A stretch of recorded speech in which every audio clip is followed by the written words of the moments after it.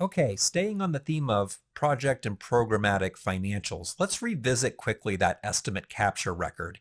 We first saw this displayed in the project delivery plan, but let's look at it as its own record.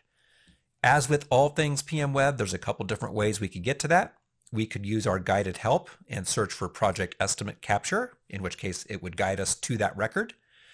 Since I know where it lives, I'm going to go ahead and just select it directly. So I'm going to go to this plans menu here on the left bar, and here we see it right away, estimate captures.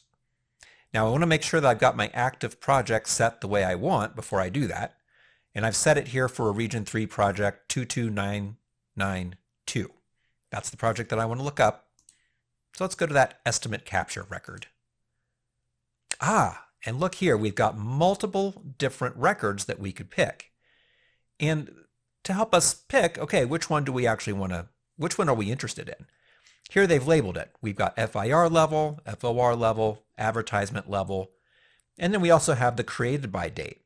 So in this particular case, I'm actually interested in the most recent, most current estimate capture, which looks to be this August 27th record, and advertisement cost estimate. These are all links over here to the left, so I will go ahead and click on the one that I want. And there we go. We've got our total construction contract cost. We've got some right-of-way dollars there. We've got some of that design money. If I was interested in the history of the estimated costs, obviously I could go back and I could revisit the FIR level or FOR level estimate capture. In this case, this is the one I'm interested in, and if I was to pull the project delivery plan, this most current estimate capture should be the one that's reflected on the PDP. So there we go. We've just pulled that project-specific estimate capture for 22992, the one that was prepared for advertisement. As I say, if I was interested in an older one, I could go back and I could pick a different record. Say now that we are interested in that estimate capture at more of a programmatic view, and specifically, I'm interested in how that estimate capture total dollar amount changed from scoping to FIR all the way through the project up until advertisement. Well, there's a programmatic dashboard that we can use to discover that information. So let's go back. We're on our dashboards and reports once again, and I'm going to go down to this program, Project Estimates Log. Project Estimates Log. Let's go ahead and click on that. This separate report viewer shows up. Right now, I don't have any special filters selected up here, so I'm looking at pretty much an agency-wide view. Obviously, if I wanted to pick a certain region or certain residency, program, etc., or even just look at a single project or maybe just a couple projects, I could use all of these filters up above to help drill that down. But for the sake of time, here we go. We've got our project number, obviously the project name, project description, and then starting at the planning level, we've got that project estimate. So for example, 21987, here we have a planning level estimate of $22.5 million.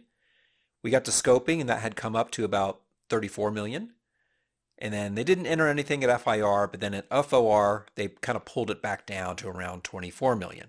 And as the project goes on all the way through ad, they would continue to fill these in. But we can get a very quick snapshot at a programmatic view of how are these estimates changing as we go through the life cycle of the pre-construction process. And obviously, as I page down, I've got a number of other projects that I can view, and 5 pages in total is what I'm looking at. But again, we would in real life use these filters to kind of narrow this down just to view the project estimates that we actually care about.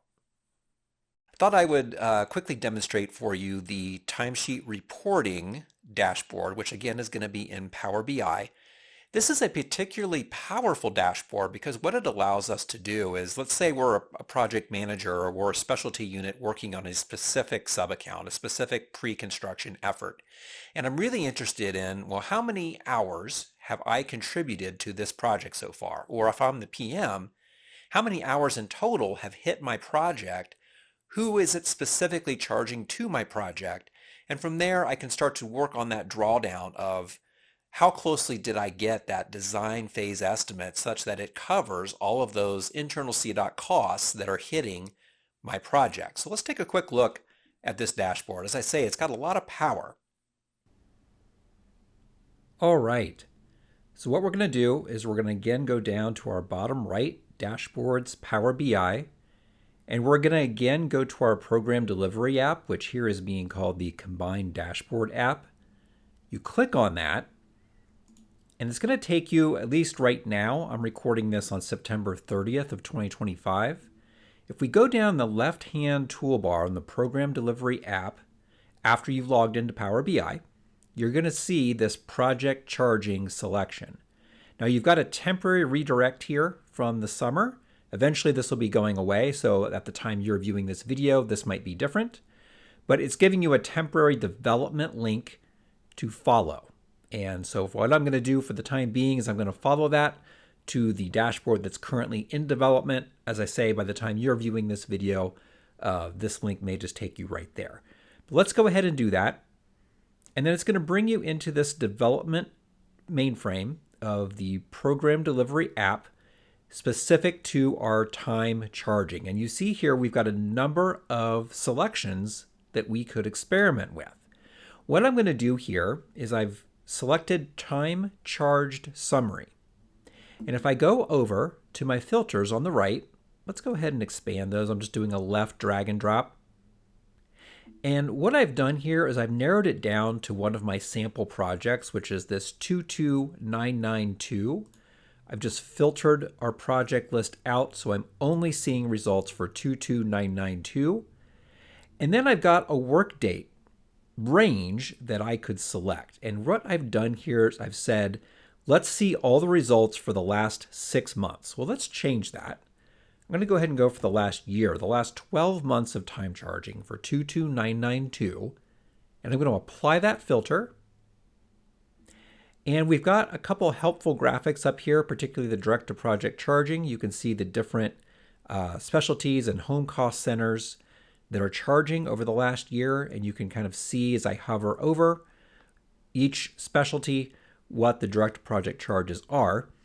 But down here in the data table, I've got each individual's name here at CDOT, their job classification, and then of course the total hours that they have charged for this time period, the last 12 months, to this sub-account, 22992. And of course then we see their home cost center. And as I scroll down, I can see the rest of the personnel. Now let's say I wanted to go even further back in time, the last 24 months. Apply that filter. And the results update. And now we've got updated work hours for each individual during that time frame. Let's go the other direction. Let's say that I'm kind of wanting to get us handle over the last 30 days or the last month of time charging. Well, let's just go back in time for 1 month. And here we see all of the time charges per individual for that last month. Now we can obviously select multiple PCNs. If you're managing a residency, you could always change these filters around just to see your personnel on the specific projects that they're working. But I would encourage you to experiment with these selections over here with this project charging. There are a lot of really helpful reports, and you're going to have to decide which reports are the most applicable to your specific interests. If you're managing a residency, you're managing a program, or you're managing a project and you're looking for those time charges, or you're interested in your own record. What projects have I been charging to over the past 12 months, 24 months, whatever it is? You can use your filters, use these different selections over here to the left to drill down to all of that information. Eventually, there will also be a project delivery labor cost. If I were to click on that right now, again, I'm recording this September 30th of 2025. There's nothing here. But eventually this will be populated. So if you're a project manager, program engineer, etc., you can actually see what these time charges are costing your design phase, your construction phase, etc. All really good information.